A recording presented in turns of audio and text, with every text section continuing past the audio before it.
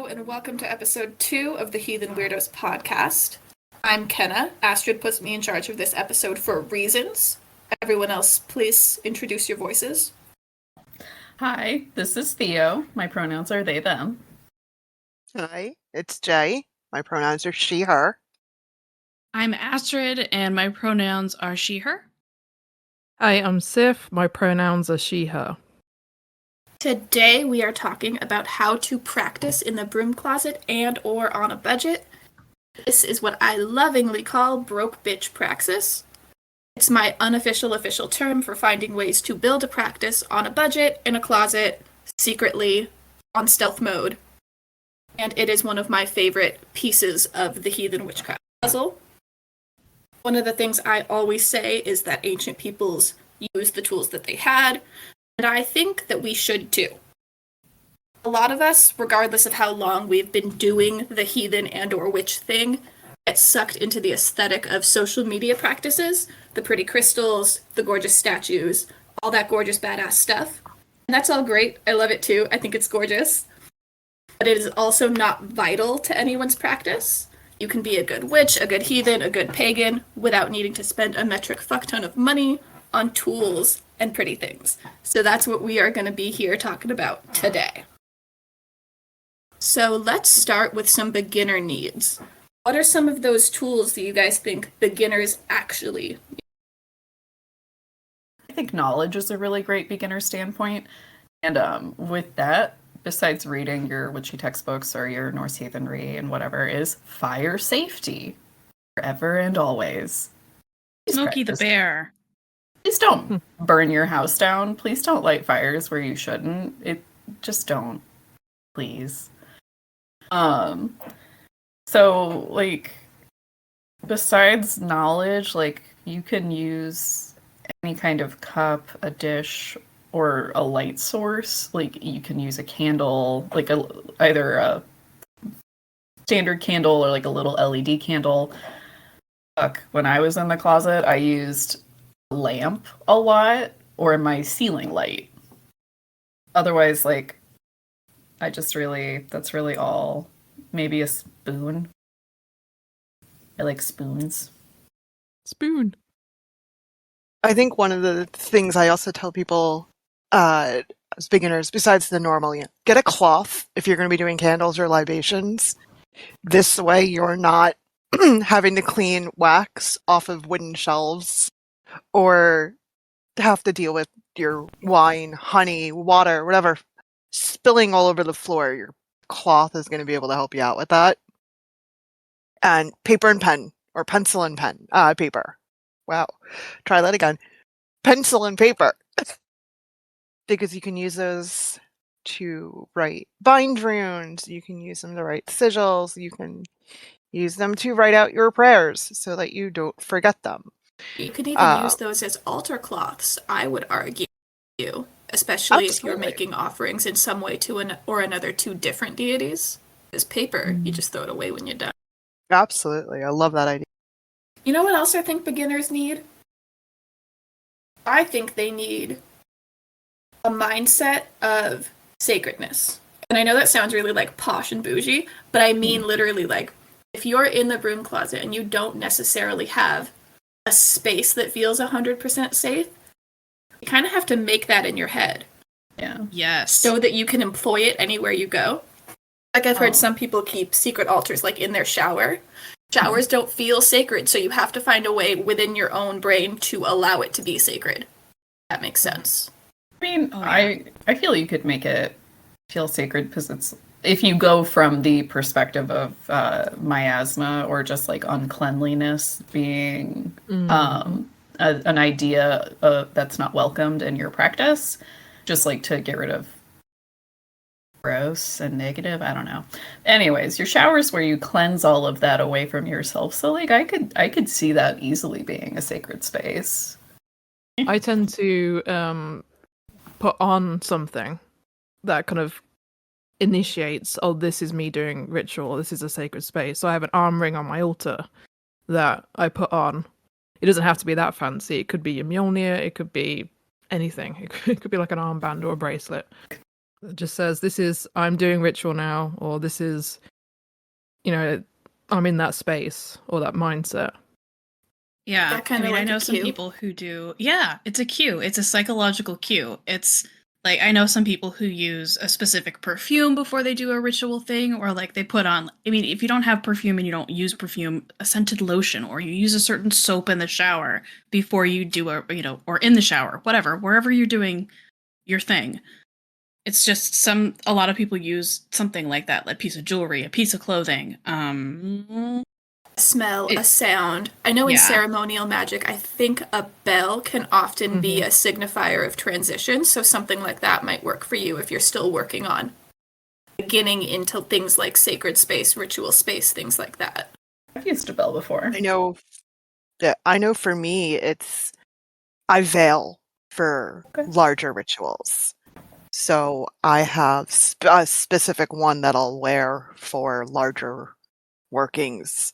And it's like you guys said, it's that psychological cue of, yep, this is something sacred. So yeah. Time to do a thing. Yeah. And also, so like on a slight tangent for beginner stuff, for me personally, as someone who has anxiety and PTSD, like my practice actually really got a lot better when I started practicing mindfulness. I ended up taking a class through work and stuff like that. And it really helped me be able to center better.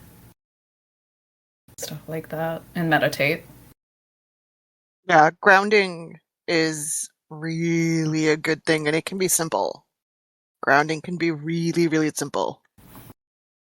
So. All right, let's move forward. What are some of your personal favorite cheap resources for beginners? We've talked a lot about tools.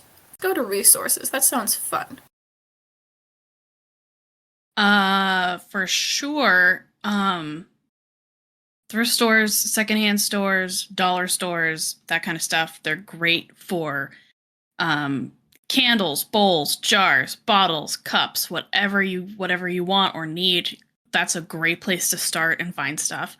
The grocery store is also good. You can buy a lot of basic herb stuff that if you use that in your practice, you can get a lot of that stuff in the grocery store.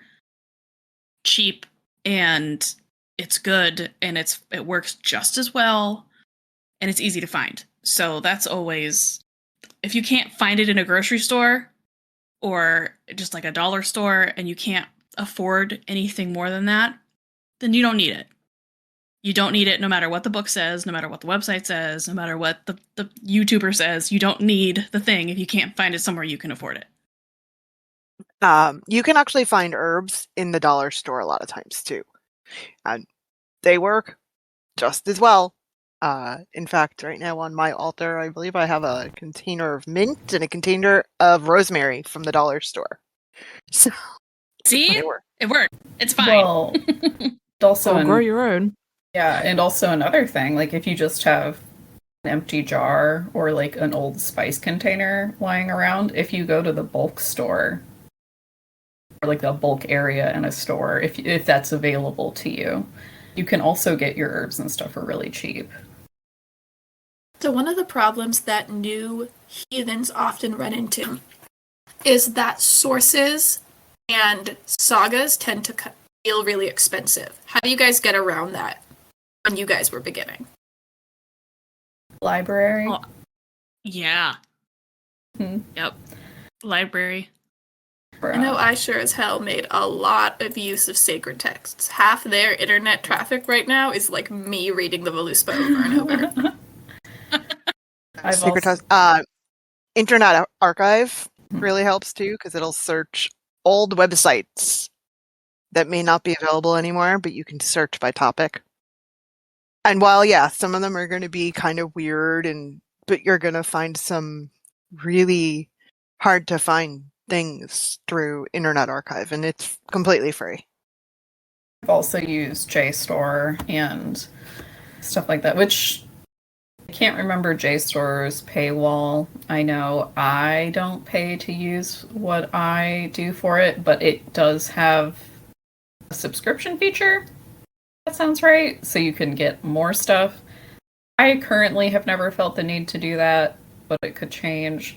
I also use Scribed a lot. It's $10 a month, and they have a large portion of the books that I'm interested in. Yeah, JSTOR, if you have a Gmail account, JSTOR gives you 99 articles a month.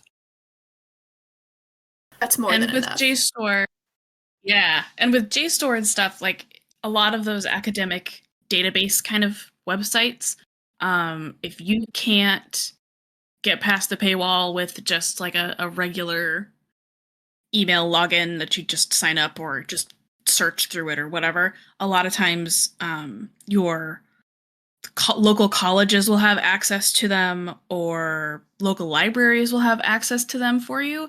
So all you'd need to do is go into the building and use one of the computers there, and you should be able to access it for free with no problem. Or email them to see if you can get access to it, whatever, and they should be able to help you out there too. Pagans are single-handedly going to reinvigorate the library industry solely based upon our need to research shit all the time. That's why Astrid's here. Yeah. Represent. Yeah. Sif, do you have any resources that are more applicable to UK heathens and witches? Oh, boy. Or is it all pretty much the same as US? It's pretty much the same. There's a few, like secondhand bookstores around here. There's like a dime a dozen, which is an American saying, but there we go. Secondhand bookstores guaranteed will have the Oxford publications for the sagas. Every time I've been into a secondhand bookstore, they're there. So I'd recommend going, exploring in whatever cheap bookstores are in your area. You'll probably find some treasures.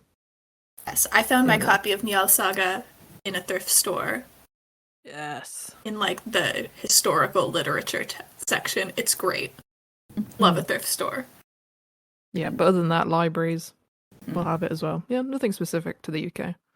So one thing I did, the only other thing I can think of right now, using thrift stores in bookfinder.com, or which you can search for a title and it'll find all the listings. You can pick whichever one you like best, whether it's from a seller that's not Amazon or just for the cheapest book.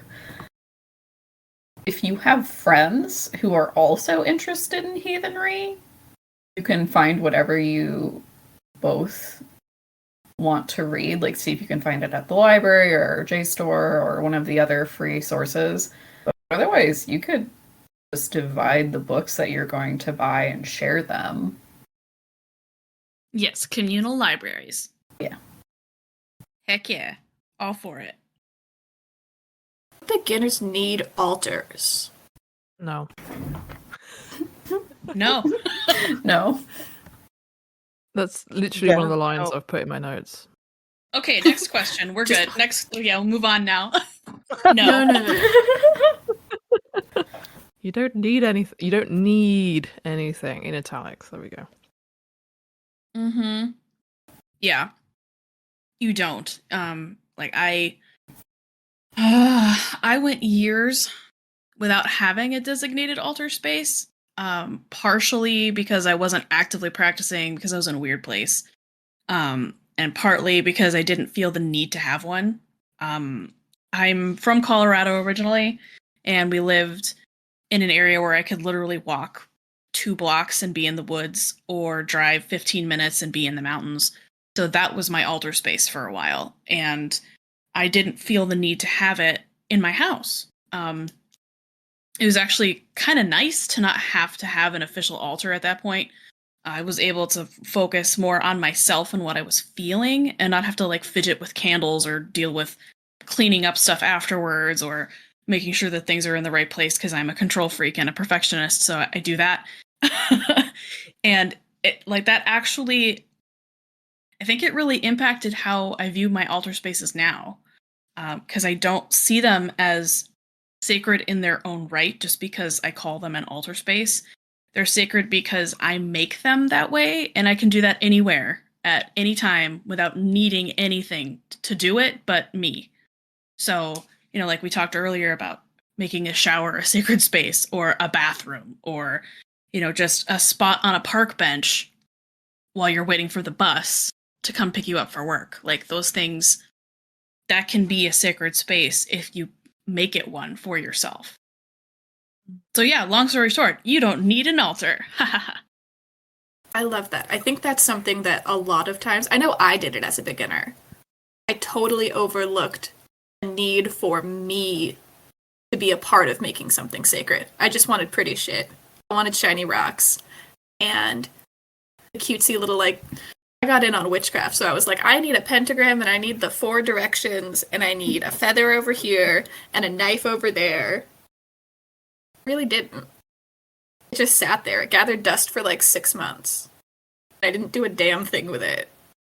Because it wasn't... It's exactly what you said. It wasn't sacred in its own right. And I didn't fucking touch it, so it just never... It was never sacred, capital S. It was just, sacred in a corner over there. Yeah. Yeah, you don't need all the stuff. It's really easy to get caught up in all this stuff because it's fun. It's fun and it's pretty, and I mean, who doesn't like having cool shit in their house? Because everybody loves having cool shit in their house. But it's not required. You don't have to do it. And on that same note, even if you do decide you want an altar, if that's authentic to you, great, love it. I have one too. My altar is full of bullshit. There's so much unsacred stuff on it. I have a fucking Marvel Mjolnir on my altar, and it just lives there. I love that. It's beautiful. Great. I love it. You're in the closet. You're a heathen in the closet. Marvel merch is your best friend. That's true. I mean that entirely unironically. I mean, I'm pretty sure we all have some pretty weird shit on our altars. Yeah. I mean, it's like a graveyard. I love bones on my altar. So good. See, and I'm sitting over here with my RBG prayer candle. Because, you know what? Female, knowledge and power, and, well, Freya was like, yeah, nope, that. I want it. Exactly. So, not quote unquote typically sacred, but it's sacred to me. And I think that's something a lot of people always get hung up on, like we've been saying. Just because something isn't labeled as an altar tool or something for a deity or something specific to whatever religion you're feeling, doesn't mean it's not sacred. I mean, everyone's going to have their own style. If it doesn't jive with you, don't waste your money on it. My style is death. And I appreciate you for that. Sif's over here with a literal graveyard on her altar, and I'm like, I have a silicone bracelet from Spirit Halloween because I donated $1 to the Spirit of the Children Foundation, and now it lives on my Mani altar because reasons. And okay, I have a lot of bones on my altar as well, which probably not as many as Sif. I don't know, but that's fine. But my truly strangest piece on my altar is actually something I made in an art class when I was 16.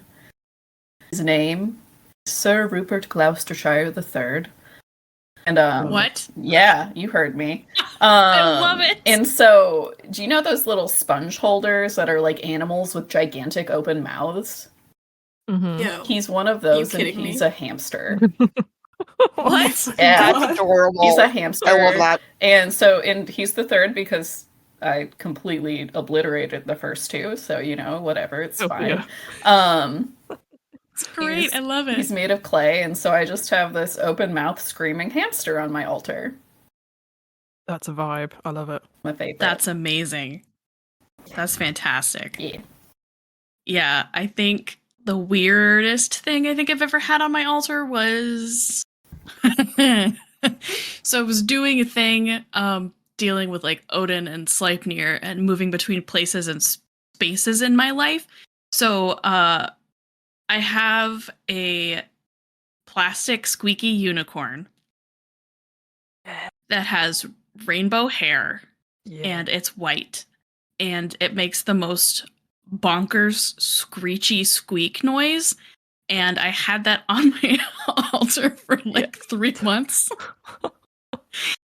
And it looked ridiculous because it's up there with like, you know, these nice candles and like a coyote skull and like a jawbone. And then there's this obnoxious fucking unicorn.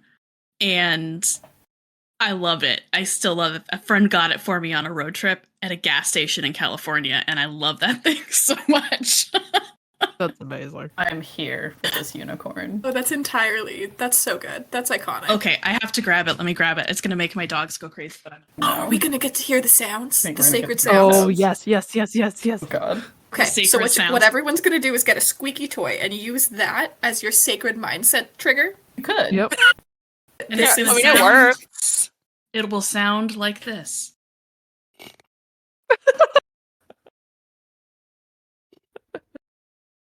It's not picking up very well, is It's it? not. No, Let me move turn it the- real let me- close to the mic. Turn the gain up on my microphone. That's. I love it. Damn it! It's not picking up. Oh, Just crank your sensitivity up real high Oh, for a minute. Jesus. On mute. My dogs are going crazy because they hate it. Oh my god. this is just the rest of the episode. Come on. It's Sleipnir the unicorn. God damn. It's so sad. It's a sad sound. Okay, I'm turning my gain back down because that's fucking obnoxious. Jesus. Oh, it's so good. Oh, good. It was like a God, that soft is so good. exhale with a squeak on it. It sounds, not- you know, like those videos of like the music videos that people make with all the rubber ducks. Yeah. Oh, the rubber chickens? Yeah. Yes, the rubber chickens. It sounds like that. Sacred rubber chicken. Got it. Cool. That I had is like 12 of those rubber chickens. Where have they gone? in my UPG, the squeaky rubber chicken is now a required beginner tool. Yep. Totally. Correct. Definitely not sarcastic You heard it about first.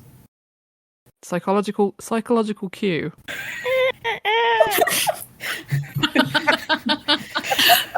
You do what you gotta do. I mean, if you're ever worried about the gods not hearing you, they'll fucking hear that. Yeah, or they'll You're hear the gonna- dogs in the next the next house over barking about the unicorn squeaking because that's what my dogs do. That's amazing. But that's probably the weirdest thing I have Henry. had on my It's altar so in a really long time. I think Astrid may have just won. No, Everyone's like, Astrid she's won. so serious all the time with her books and the skulls and the drinking horn and the librarianness. And I've got a fucking squeaky unicorn. It's like then secretly you're just sitting there like Yes! Oh no. It's ridiculous. I need to put it away because I keep looking at it and it's making me laugh. jeez. I appreciate you guys. Oh I my have God. string on my altar. If we want to play the word game of weird with a Y. Yeah, string is good. Weirdest string. I have used I assume you guys are all familiar with the game Cat's Cradle. Yeah. Yeah. Yeah, I've used that in a ritual before.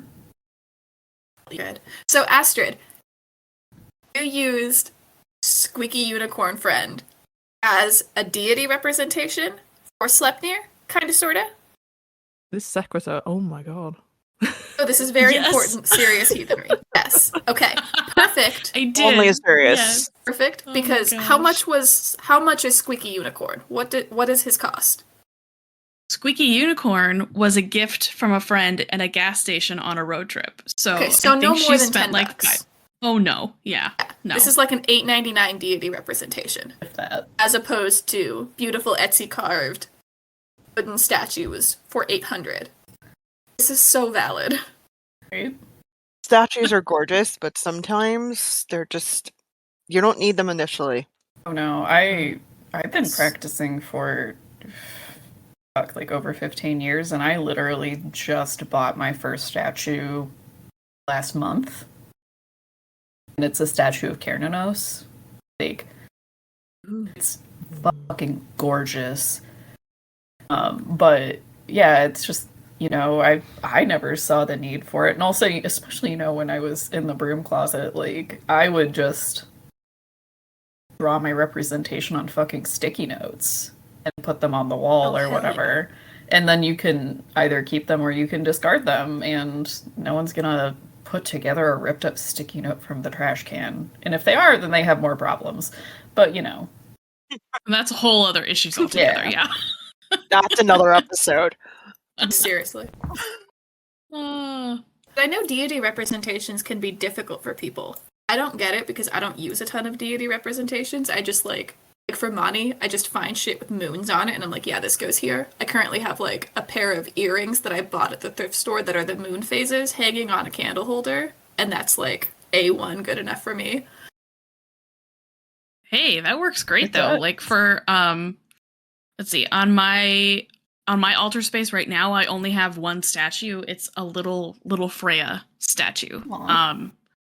And other than that, like as far as deity representations go, I have like it was a $3 wooden coffin from the craft store that I decorated for hell with paint and a wood burner. Yeah. And I've got a big silver snowflake shaped metal Christmas tree ornament that I've used for Scotty because I've had it for years. It was in a box full of Christmas ornaments and I needed something at the last minute and it happened to be Yule time, so Christmas tree ornament it was. I love that creativity.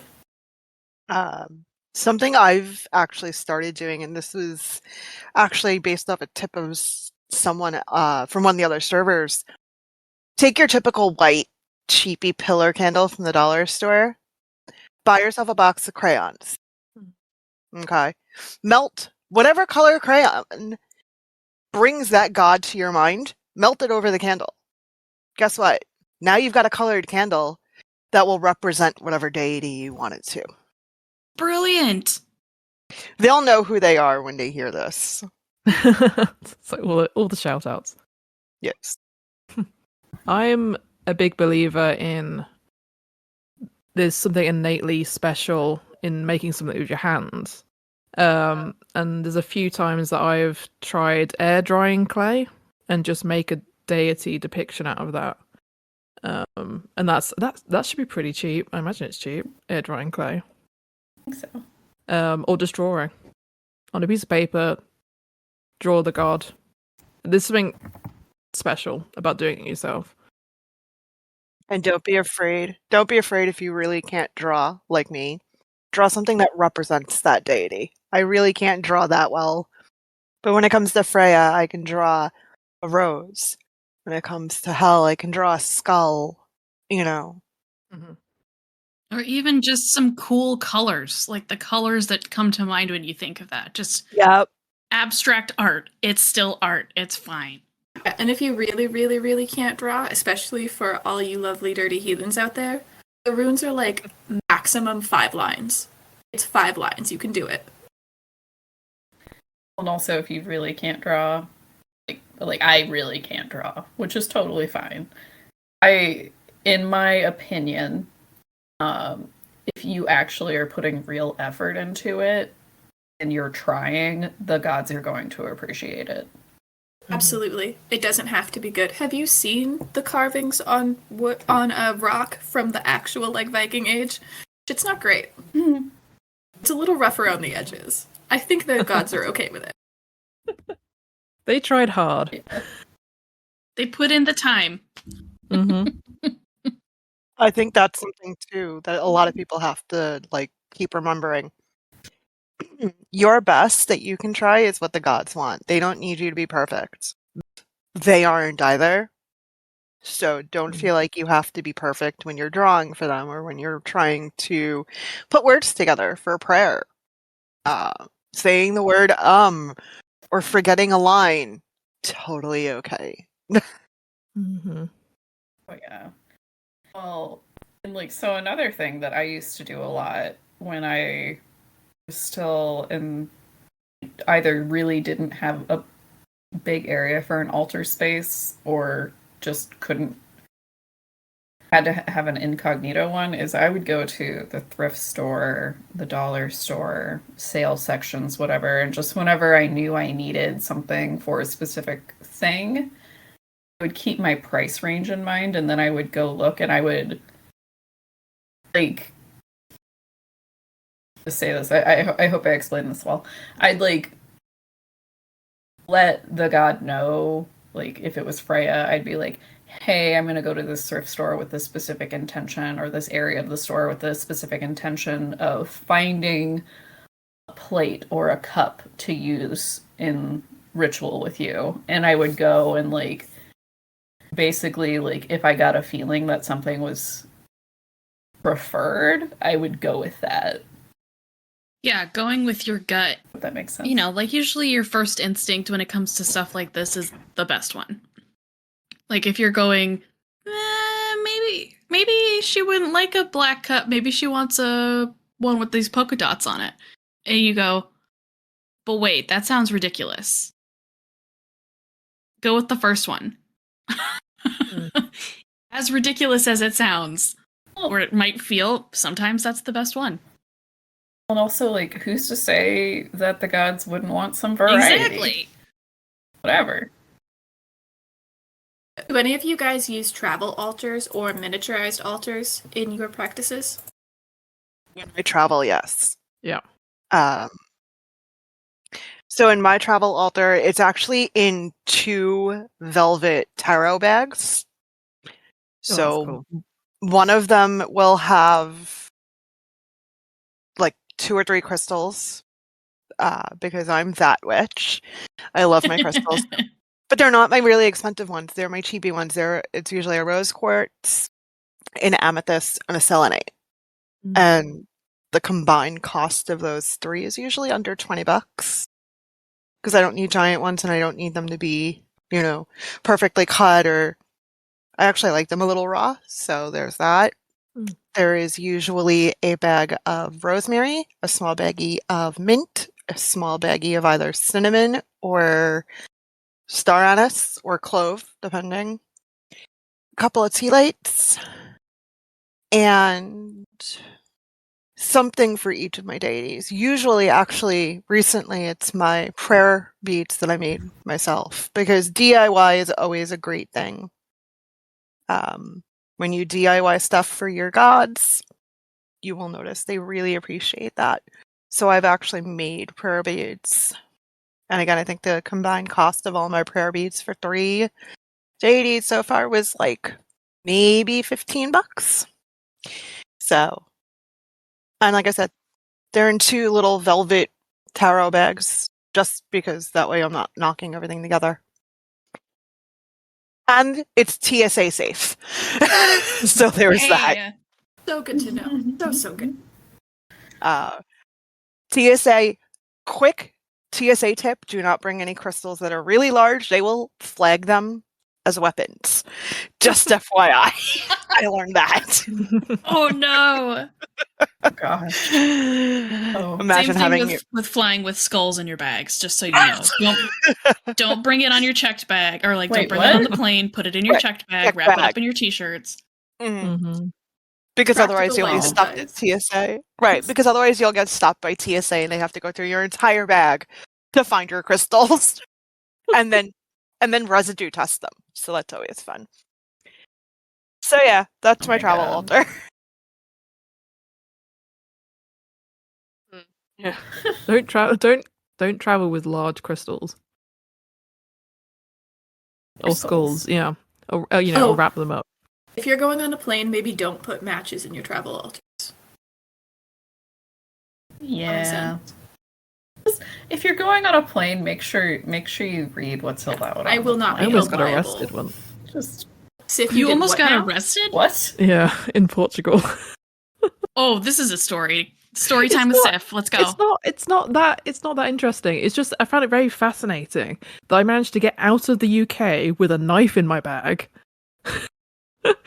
And I got stopped in Portugal trying to get back to the UK with a knife in my bag. Oops. I promise it was like a little flip thing. I was going camping. Like a Yeah. Swiss pocket knife.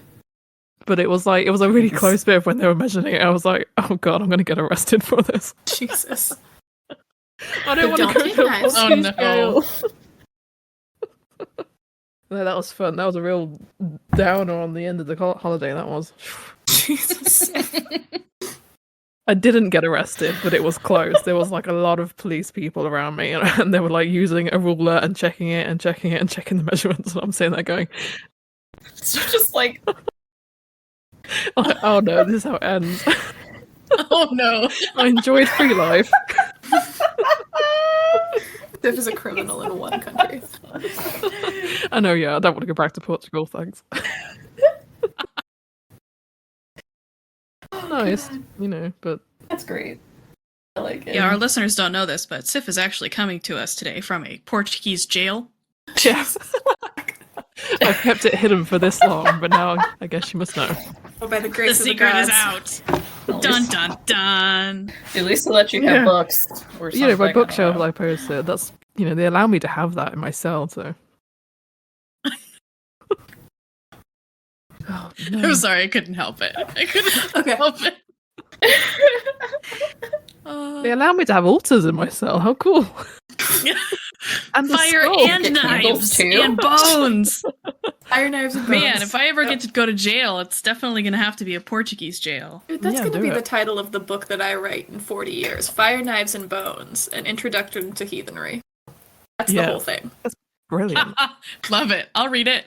Yeah. I know you will, and you'll criticize it the whole Read it. time. It'll be so bad. It'll be a parody. Oh god. Alright, so what are some of your favorite broke bitch offerings? Every time you say broke bitch, I just lose it. I'm sorry. I'm sorry. I wrong, Serious though? heathenry. See, just serious heathenry. Whew. Okay. Water. 1. That's absolutely valid. Out of a tap. Fine. I burn poetry and art. I grow flowers and put them on the altar to dry. The sacrifice of an offering certainly doesn't have to be large. And often it's just time and energy. I've given oats as well, especially to the Vanir gods like Freya and Freya. So yeah, it doesn't have to be big, large, massive offerings. Just whatever you can find, do, spend time on. Yep. I- I second water. Oh, sorry. Go ahead, Jay. I guess I should say I third water. Water is definitely, and also look into the weird quote unquote associations if it's a specific deity. I know there have been some really great ideas for Erd, who's goddess of healing. Everything from rubbing alcohol, witch hazel, iodine to chicken soup. If you're making a giant pot of chicken soup, give her a small portion. Or even just a Yeah. band-aid. Yeah. Literal things, like look into it. So like Freya will get a little tiny bit of honey. Golden, sweet, expensive back in the day. So think out of the box. Mm-hmm. I usually tell people when I talk about offerings to think about it like friendship. Not in the like very casual LMAO sending each other memes situation, but like you know your friends, you know what they like. You don't have to go ask your friend's parents if your bestie would like this tarot deck or that one. You know your friends. So learning about your deities, learning about the deities and beings and entities that you want to connect with is going to give you a lot of insight into what might work.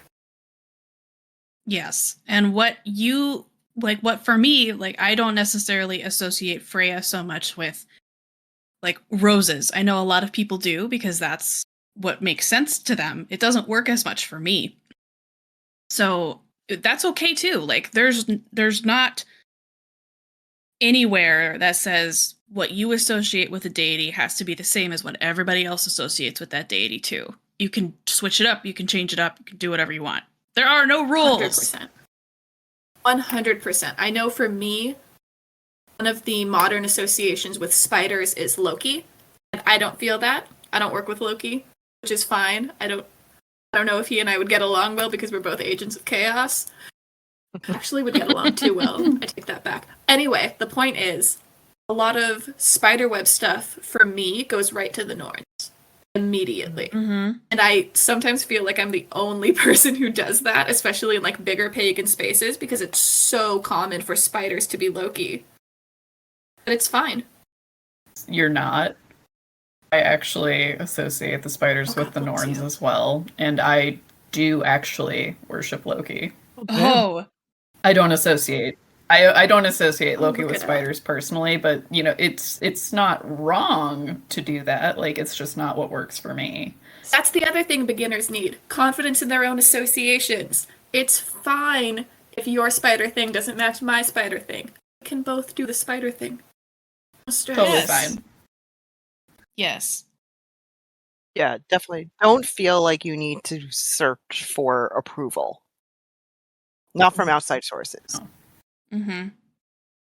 Well, and so like on the note of Loki, my so in my UPG in my Praxis, when I give an offering, I don't like I'll try to tailor it more to that specific deity. But I wouldn't offer them something I wouldn't enjoy.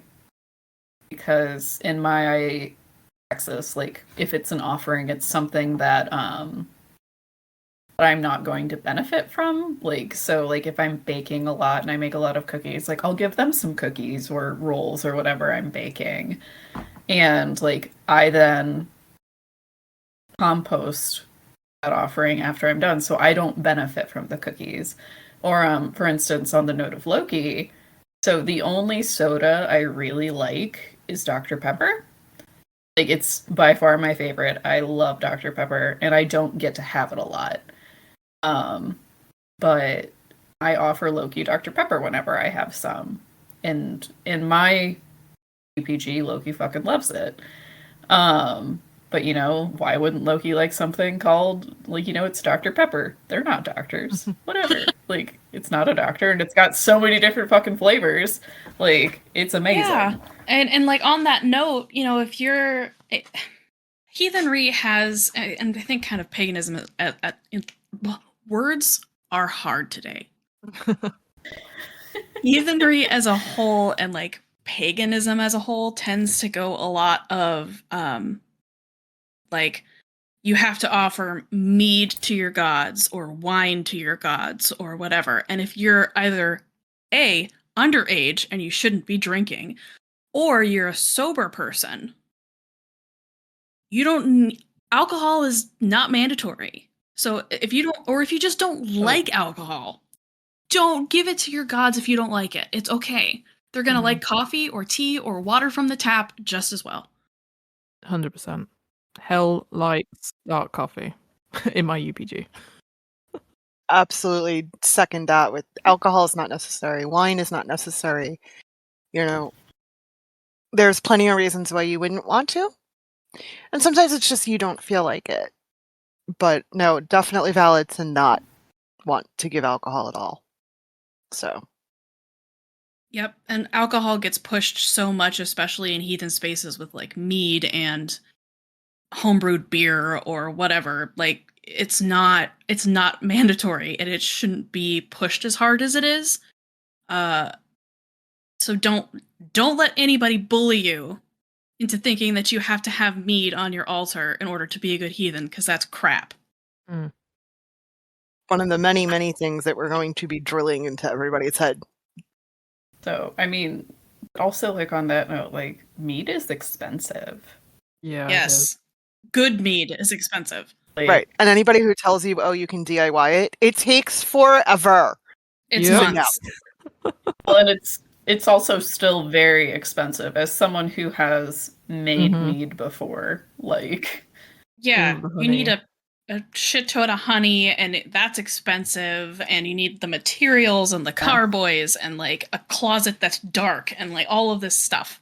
All of the Bottles. raisins. Yes. Anybody who tells you need to be spending that much money on an offering is a liar. Mm-hmm. If you want to, making mead is a really cool devotional activity. Love a devotional It activity. is. The best broke bitch offering is devotional Oh my activities. goodness. Heck yeah. Because you just do them. I live less than a block away from a fairly sized park in my town, and one of my devotional offerings is going over to the park while I walk my dogs and picking up trash. Best so cool. broke bitch offering devotional time thing ever. Absolutely. Mm-hmm. Yeah. Yeah, I'm a big believer in actions carrying weight, and the gods recognize it even if it's not a formal offering or sacrifice.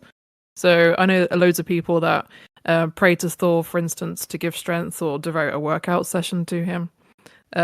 Growing flowers, cultivating things, tending to graveyards, seeking justice, doing advocacy, self-care in yourself, volunteering, all of that is a devotional act for the gods. And you can just say a quick prayer just before you do any of that or after it, or that will be recognized. Yep, the intention is what makes it a devotional activity. Mm-hmm. And that works out really well for people who are just getting into the groove of offerings. I know for me it was super weird to make like formal offerings because late in Christianity it's like this is too much, this is too structured, too much like Jesus camp, dislike. So what I did was work devotional activities into what I already do. No matter what, I'm gonna have to wash my face at night, so I might as well light a candle, take it slow, dedicate that time to bettering myself in my relationship with Freya. It works. And nobody frickin' knows. My mom can walk past the bathroom, door wide open, me washing my face, candles lit, and she's like, cute. And that's it. Yeah, well done. She's doing that millennial self-care, Yeah, totally that. And that's actually really common for Freya. I know I do the same thing. Like, my skincare is totally all to her. Because that also, I actually use it as a grounding too. So dual purpose. That like you realize you've had one of those days, so you take the 10 minutes and you put on a face mask. That 10 minutes is also you devoting you taking that time to, in this case, Freya. So yeah, it's definitely look at the little things you do and look at ways that you can expand them just a little bit. If you feel like doing everything that you've been doing isn't enough, quote unquote, look at a way that you can expand it just a little bit. So a lot of times that'll help with the imposter syndrome of well, this isn't enough. It is.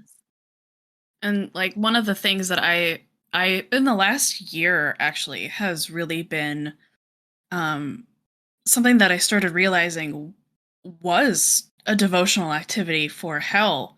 I have had a lot of friends who've had family members and friends who've died, either from COVID or just from other things happening in their lives the last year. And I've realized that being a safe space for them to talk and grieve, that for me is a devotional activity for hell, because I'm allowing somebody to be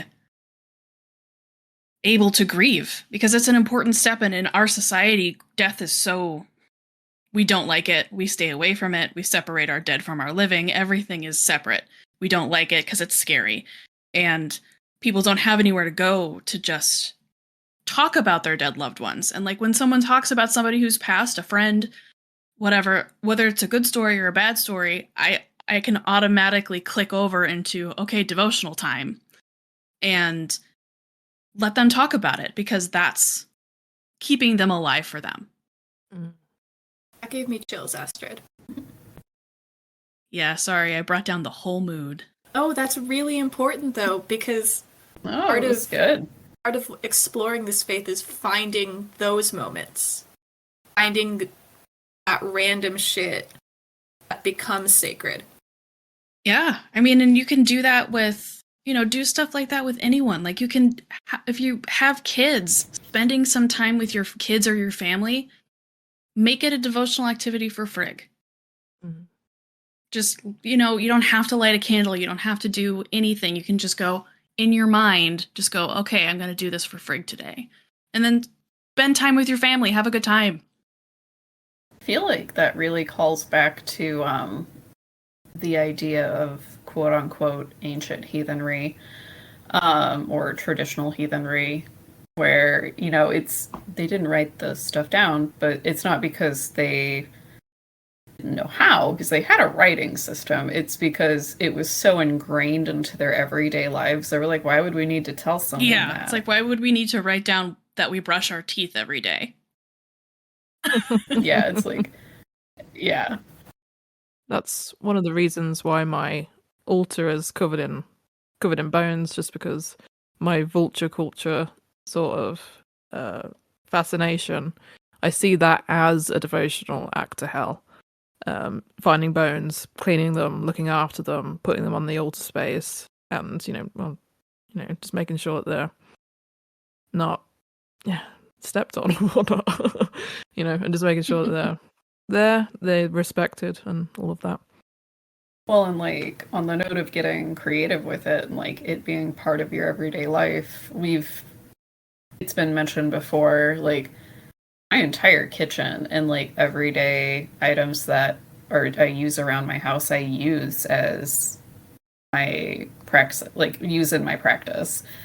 And for magic, like my kitchen shears and my knives, I definitely use in spells and whatnot. But also especially my wooden spoons. I fucking love a good wooden spoon. I love it. So great. It's great. But like and I originally did that because I was so broke. Like I could not afford to literally buy anything else. Like any money I could scrape together like went towards like toilet paper or whatever. I didn't like wasn't covered by food stamps. And you know, as I progressed beyond that point, I just didn't see a need to do different stuff because it was working just fine. And honestly, as someone who often has few spoons to deal with life, it makes me take better care of my everyday items. Like if my cast iron Dutch oven, like it's to be reseasoned, that's like, you know, I have to make sure that's done so I can use it for A, cooking, and B, you know, in my praxis. Yes. And like I love that you use wooden spoons so often. I love that it's a constant thing we talk about is that Theo has a ton of wooden spoons and they love their wooden spoons and they're fantastic because They're my babies. and you can get them anywhere for dirt cheap. They're so cheap. Yeah, exactly. And they're so easy to like customize. You can dye them. You can wood carve them. You can paint them. They're so good.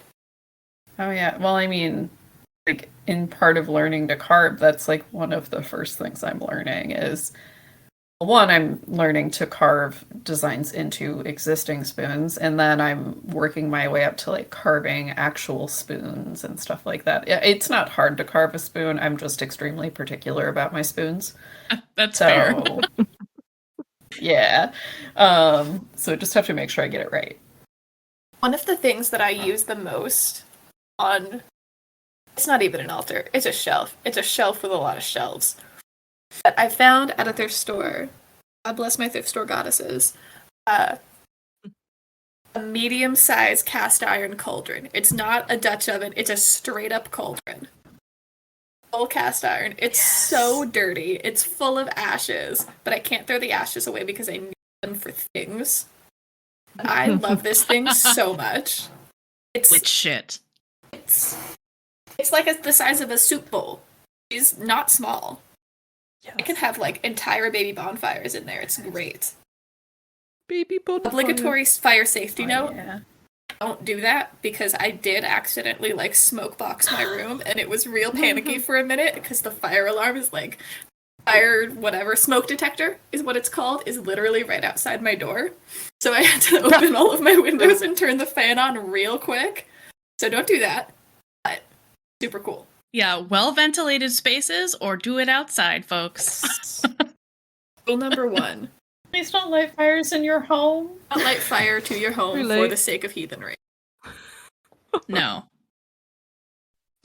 Yeah, I reuse all sorts of jars. Literally every jar that I have, I end up reusing.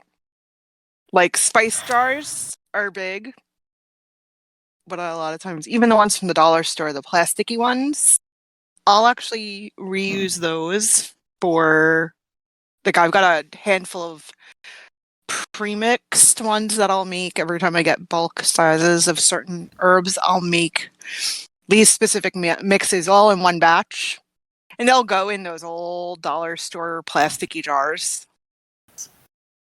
Oh, yeah. They're really good for, like, oh, something really good happened, I should make an offering to thank somebody.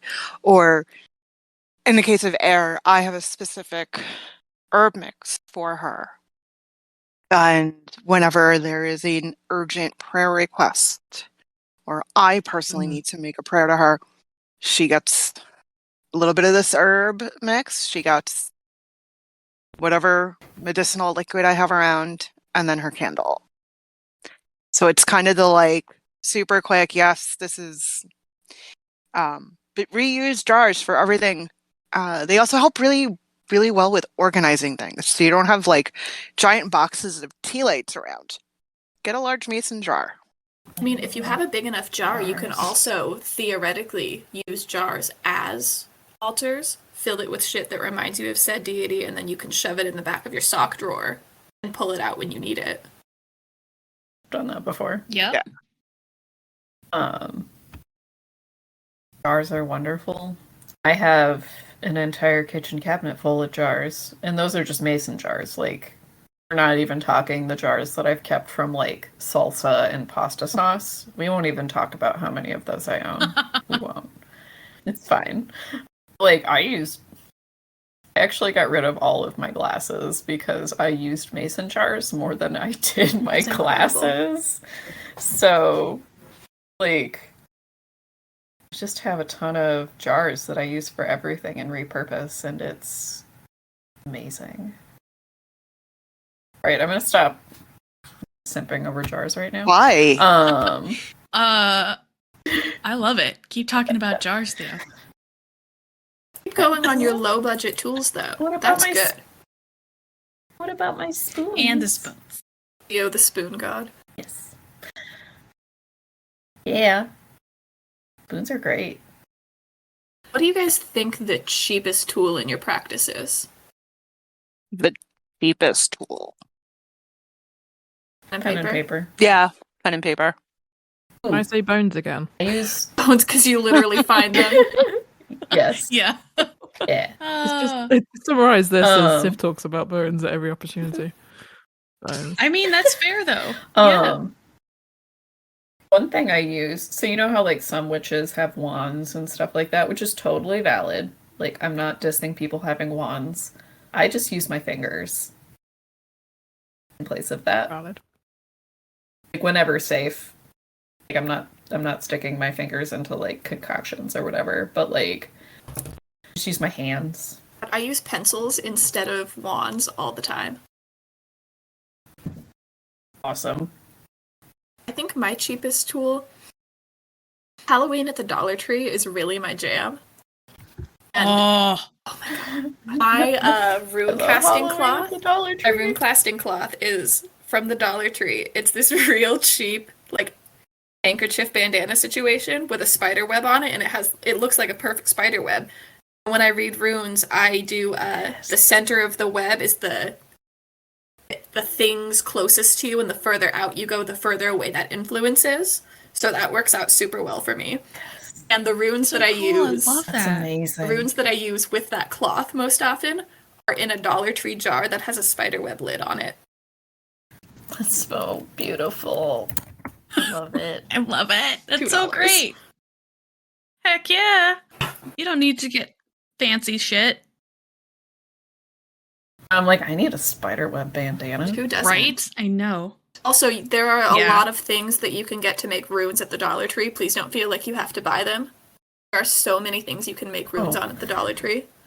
When I first started learning the runes, I just took a Sharpie marker and I drew the runes on pennies. It's so good. Yep. Like, you don't need to spend all this money. Don't. No. I mean, you can use anything. You can use just some, I don't know, like the...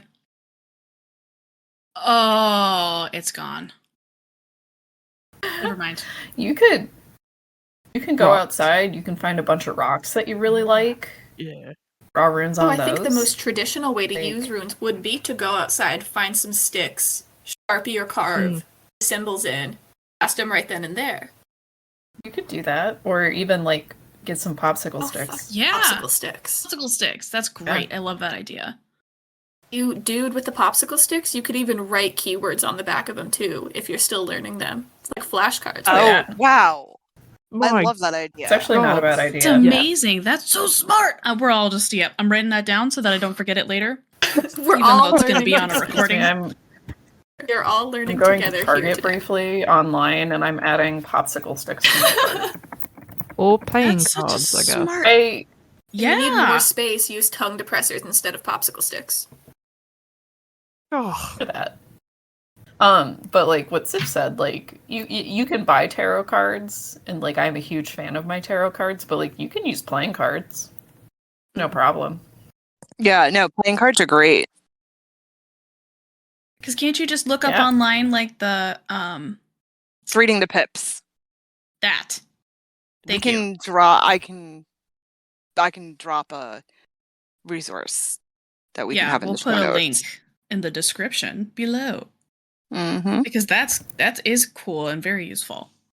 I guess side note, if you ever come across one of my pieces of art, feel free to print it off. I don't mind. If you need a depiction of any goddess, I guess, seeing as I rarely draw gods. Yeah. I don't have a thingy. As long as you don't sell it or anything. I'm good with that. Just print it off. Do you have a coffee? Coffee's what it's called. No. I probably should do something with that. It's like I'm just saying you can use my art, but I don't know where you're gonna get it from. Yeah. So I mean, and I guess we'll go with this note as just a disclaimer. I'm sure most people know this. Don't just copy artists' art unless they say it's okay. Because, yeah, like with Sif, like she makes all of this on her own. Like she's just one person. It's just me. And yeah, what I was getting at with an art website and a Ko-fi, I want to call it Ko-fi. It's coffee. I cannot Ko-fi. word. Sure. I've always called it Ko-fi, so that's That's how just it's me. spelled. It's We'll go with Ko-fi. Ko-fi. It is, but like if you could not afford an actual piece from Sif or something like that, or if another artist is like, yeah, it's totally fine if you download my stuff, just don't sell it. If they have like a Ko-fi or a PayPal or something, you could just toss them a couple bucks if that's what you can afford, I mean, that would be rad. so that they're still getting. I mean, your time is valuable, and you deserve to be paid for your work. Thank you, but Theo. money sucks sometimes. You're welcome. Thank you. I'm not biased. Where were we? What's the next bit? I have no idea. We just keep going. Yeah. I think I got distracted by popsicle sticks. your voice, your words, your art, the shit you make yourself. Yes. Yeah, I mean, your voice is easily one of, and your words or your actions, all of those things are probably going to be. I mean, they are your. I cannot word today. Yeah, words, your speech, whether that's written or just thought in your head, you don't have to say it out loud. Those things are going to be some of the most powerful tools you'll have.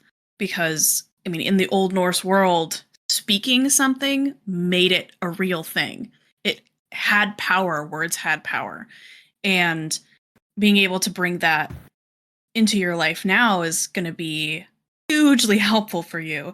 because yes, it's a hashtag manifestation speech. Yeah, just words are important, and if you can only say them in your head, that's okay. You don't have to say them out loud. You don't have to write them down. If it's going to put you in an unsafe situation, just don't do it. For anything we've talked about, if it's going to put you in an unsafe situation, don't have an altar, don't have tools, don't have stuff. It's okay. You can be just as heathen without them. You don't need it. Mm-hmm. You really don't. You've got your entire life to have things visible. Don't do it if it's going to be unsafe for you. No. And the gods care more about you being safe than showing them pretty, or like having pretty things that represent them, or showing everyone that you're a heathen. Like, if it's legitimately not safe for you. Mm-hmm. Yeah, you're not going to get smited. You are not losing any pagan Smitten. points. It's fine. I promise. There we go. Pagan points. Back to the pagan punch card. They're not going to randomly refill one of your holes. Yeah, nope, your pagan card will not be no. revoked. No one will confiscate your pagan ID. It's fine if you can't. Do not feel bad. Do not feel like you're disappointing the gods. They're putting up with us forever. I think they're fine. Yeah, they're stuck with us.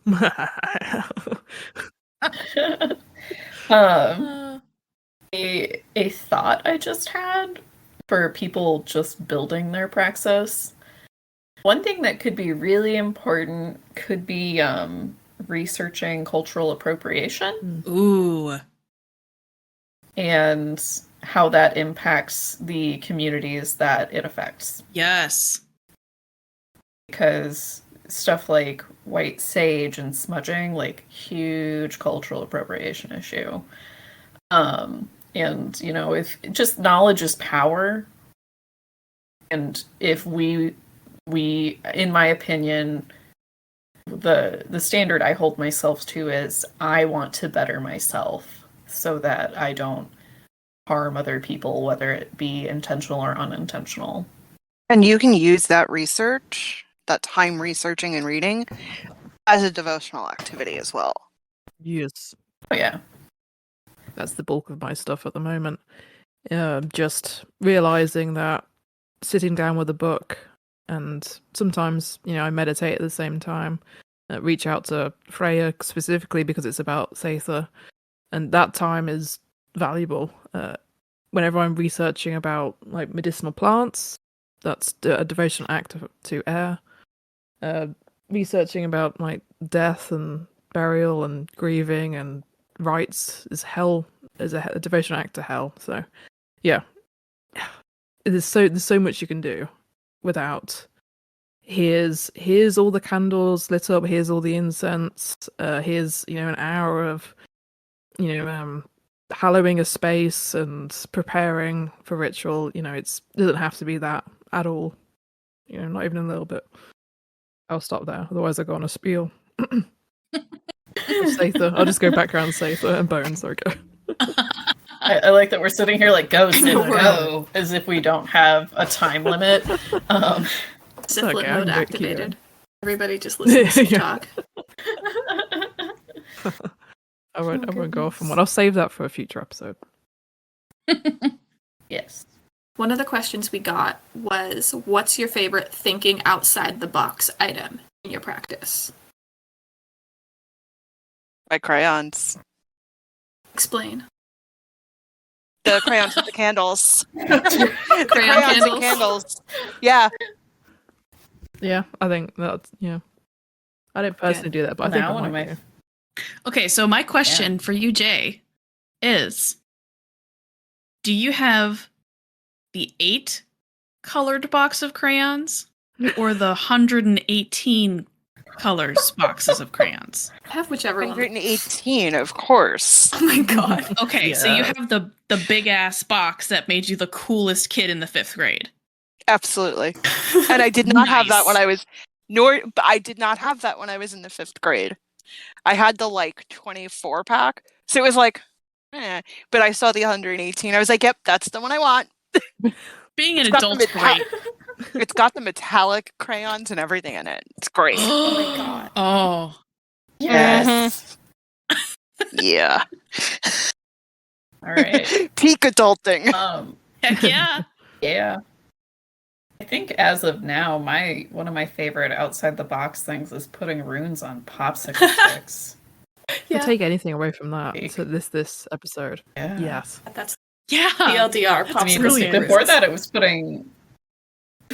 putting runes on pennies. Now it's popsicle sticks because you can write the definition on the back, and if you're learning, which I'm having some trouble like memorizing the runes. It's fine. We'll get there, but it's a really good idea. Brilliant. I'm mad that I didn't think about that. You just have to think more like a Girl Scout leader and less like a human adult.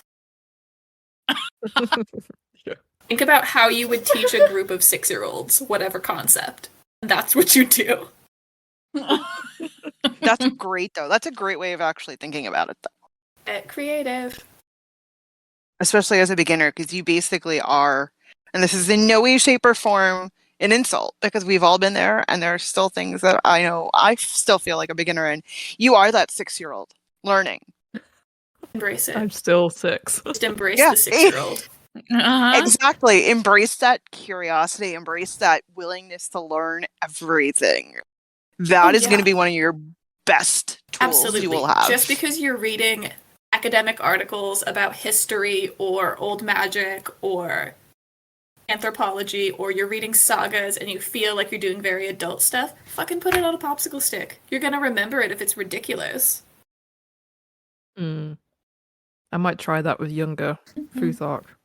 Can't get it. Yeah. Can't get it. This is so brilliant. I like my mind just exploded with the popsicle stick thing. Channel Cue the inner unicorn child. sound. Appease the inner child. Yes, where's my and you will unicorn? get it. Where's the unicorn? I'm gonna unicorn sound. Damn it! It's just not Astrid, you're gonna have to picking up. you're gonna have to find a way to record that sound and insert it because I need it in there. That can be our kind of like like breaking up different topics sound. God. No. People would hate I love us. it. Or they're gonna love us. Both. That's terrible. Oh god. Both can be And then it true. would haunt us for forever. Oh my gosh, that's terrible. It sounds so sad as what I'm currently hearing. It's like in Toy Story 2, the penguin when his squeaker is broken. Yes. Oh. Oh God. How do you get? Oh god, I heard it. It's I heard really it. close to the microphone. There you go. It's such a Oh, sacred God. sound, Astrid. It's wheezy. It's great. Yes, that's it. It's so good.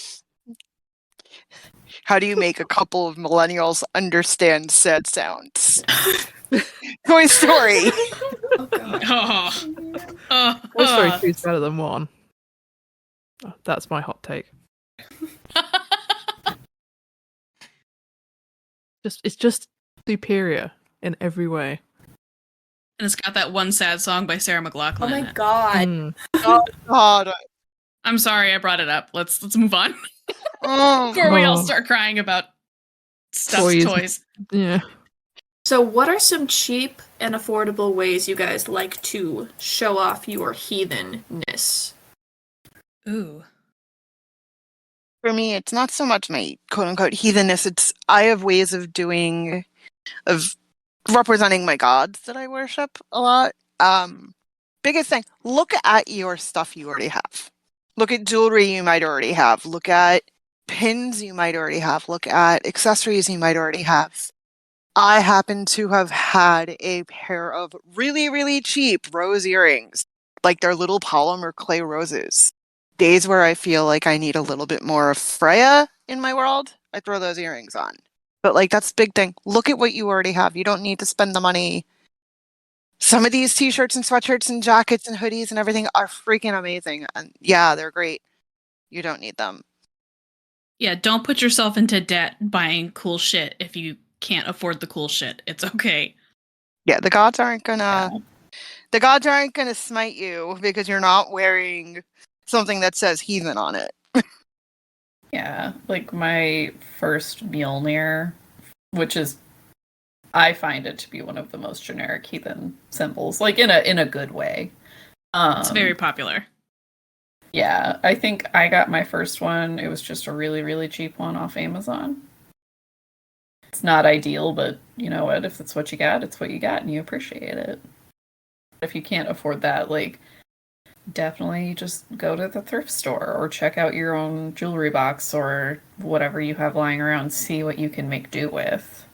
Yep. I mean, when I first started in heathenry specifically, I was living in a kind of a weird place, and I was in a weird mindset. Like, we had been living in Washington for a while, Washington State, and I was pretty openly heathen when we were there. And then we moved from there to South Georgia, and where I live now, but this was years ago before we moved here again. Yay, Army life. And I was in a weird headspace, and I didn't want to necessarily advertise so much that I was pagan or that I was heathen. So I didn't wear a Mjolnir. I didn't wear anything specifically that was going to call attention to me. So I have a pendant it's an axe head, and I wear that all the time. Still wear it all the time because I love it. Because it looks kind of heatheny.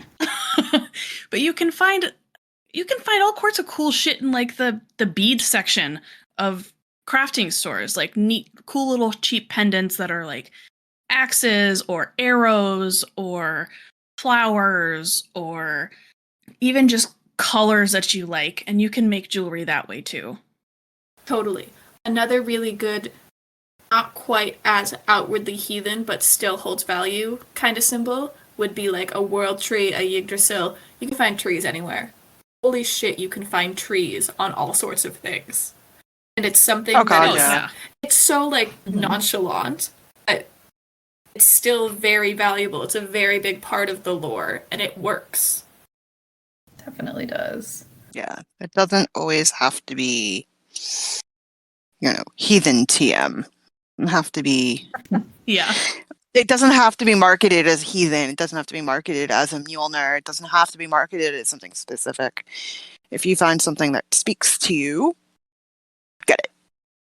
Yeah, and if you're on, or if you're living in a place where you're kind of in the closet about it, like or you go to a job every day where you need to be in the closet, you don't have to have something that's a dinner plate size Mjolnir on your chest in order to quote unquote like rep your heathenry. It's okay. like don't put yourself in an awkward situation because you feel like you have to be that person who's like, I've got a Thor t-shirt and I'm I don't know. Like, if you can and you want to, that's awesome. There's tons of cool websites out there where you can buy all sorts of cool stuff. But if you can't and you don't want to put yourself, again, don't put yourself in an unsafe situation just because you feel like you have to. Yeah, and unsafe also means going into debt. Yes. Financial safety, fire safety, personal safety, they all go hand in hand. The gods don't want you going into debt for them. Exactly. All right. Astrid, you need to know that your description of a dinner plate-sized Mjolnir made me think of Flava Flav wearing a Mjolnir instead of a clock. I'm so glad that was what came to mind for you. Please do not be Flava I know, Flav. I've got that visual. Now I've got that visual in my head, and that's hysterical. Oh, that's so good. You're welcome. I am here to please. Flava Pagan. Or something, I don't know. I have to type that out. Flava Flav. And for you youngsters out there who don't know who Flava Flav is, use Google. I'm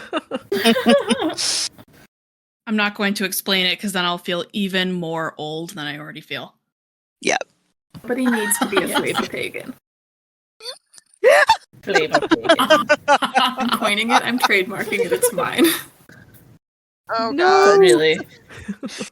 Anyways, yeah. I guess, like, really the moral of, like, a lot of this is, like, you do you when it comes to your praxis and how you represent yourself. Absolutely. Yeah. Okay. Let's get into final notes for Beginners. I'm gonna start with read the lore, not books about the lore. Start with the actual Eddas, not books about the Eddas. You feel me? Yeah. As close as you can get the primary source. Correct. It's Yeah. definitely the way to go at first, yeah. Well, and on that note, like, I'm just, for lack of better phrasing at this exact moment in time, I'm just gonna call it the Nazi issue, and also like folkism and racism issues.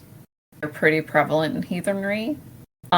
So one thing I highly recommend is becoming educated on the subjects of like what symbols Nazis used, what are actually Nazi symbols and not traditional heathen symbols. You should definitely learn about history of racism and how it applies to people today, like systemically and whatever. And just make sure you're well informed on a lot of those topics as you dive into this, just so as like you're looking at books and YouTube videos or blogs or whatever source you've found, you can make sure that you're looking out for these. I think I've heard it called a dog whistle before. Yeah. That you're looking out for these dog whistles and these little red flags so that you can keep yourself safe and Absolutely. make sure that you're in a good, inclusive space. Some of them are just klaxons, though. I'm going to take that a step further and say that that is not a recommendation, especially for heathens. That is a requirement. That is an obligation you have if you are going to be active in heathenry. Agreed. And to be honest, I think it should be for any pagan, because Folkism exists racism and across shit all like of that those. racism happens everywhere, because it ties in also with cultural appropriation, which people can actually end up being part of the systemic racism. So yeah, but dog whistles is big, huge, must do, especially in heathenry. But I think it should be across the board. While we're talking about that, make sure, like, because I can relate to looking at all these other different practices and being like, oh, that's so shiny, I love it. But as you're doing that, make sure the practices you're looking into aren't a closed practice. Yes. As an eclectic, if you're going to do eclectic shit, you have a responsibility to do it correctly. Eclectics should be researching as much as recon so that they know that what they're taking is not closed, it's not appropriative. That's a responsibility you have if you're going to be looking at other practices and incorporating those things into yours. Yeah. And if you look at a practice that you're really interested in and you realize it's closed, that doesn't automatically mean that that's a no-no for you. That means like the next steps would be reaching out to that community and seeing if they would be willing to share some of that with you, or like if it's initiatory or whatever, see if they actually have something like that available for you to actually take the appropriate steps. And if they don't, then the answer is no. If they do and you're still interested, yeah, like it's going to be a little more difficult than just picking up a book. But if that's what you really want, that's what you should do. Any other end notes? Something quick too, because again, we're not just looking at heathens, we're looking at witches, we're looking at everyone else. And some of these are things that I think actually work across the board. So in the witchy space, we always push our basics. Things that you can do with absolutely no tools. Learn how to ground yourself. There are 1,002 things you can do to ground yourself. Everything from literally going outside, putting your bare feet on the ground, and imagining you pulling roots through to the ground, and then the roots coming back up to you, to the 5 senses exercise that a lot of therapists use to help people during panic attacks. Anything that will bring you back to the present moment. Those are all grounding. Grounding is really, really good. One, it's a tactic I think everybody should have for times where life is just getting really rough. You can kind of take that, and it can be as quick as 10 seconds, 15 seconds. It could be as long as you want it. And it kind of stops you from that doom scrolling in your head. And I think it's something as pagans, as heathens, or it's a good idea to do before you do any prayers or big rituals as well. Get yourself, again, another psychological cue to get yourself in that sacred space. Cleansing, and that both spiritual cleansing and physical mundane cleaning. No one's saying have a perfectly spotless house, but make it tidy. The And then hospitier. exactly, your house spirits are sitting there. They're kind of like, I don't have a space because everything is everywhere. This Tidy is up a little buddy. bit. Yeah. Tidy up a little bit. Show the respect to your house, and it's going to show respect to you. And that includes your altar. Again, my altar is cluttered, but it's neat. It's clean. Take everything off your altar once in a blue moon. Clean it off. While you're doing that, also imagine cleansing that space from whatever energy, good, bad, or otherwise, might be stagnant there. Protections, big thing, especially if you're going to be working with spirits or the dead. It's a really good idea to even have like just base level protections, asking the gods, asking your ancestors, asking your house spirits to protect you. A little bit of extra credit would be banishing, which is getting rid of bad energy, bad spirits that want to harm you. So those are like basic skills that if, as a heathen, you eventually want to branch out to a magical practice, or as a witch, as a pagan wanting to branch into a magical practice, I think those are skills those are basic skills that every beginner should have. And again, they're free. You do not need a single tool to do any of them. So that's my GCPV script. Awesome. Does that conclude our episode? Oh, what's my voice doing? That was weird. Drink some water. We have coffee time after this. Oh god, okay. Alright.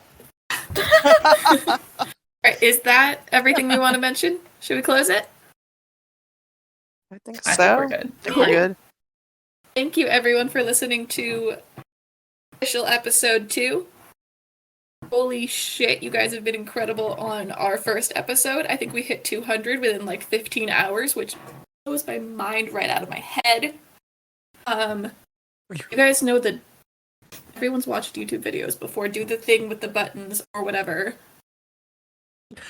And then if you want to be super cool, and if you want me to love you forever, you could maybe leave us a comment too. That'd be great. Tell us about the weirdest shit on your altar. I don't know. Do whatever you want. I'm not your mom. I genuinely don't know what I'm doing. Fine. This is the sign off. It always has been. It's totally fine. Yay! Like and subscribe. Tell us what the weirdest shit on your altar is. Go for it. We just did Look forward to hearing it. I'm a professional, I promise. Keep heathenry weird or something. I don't know. Yeah. To be determined. Do it. The end.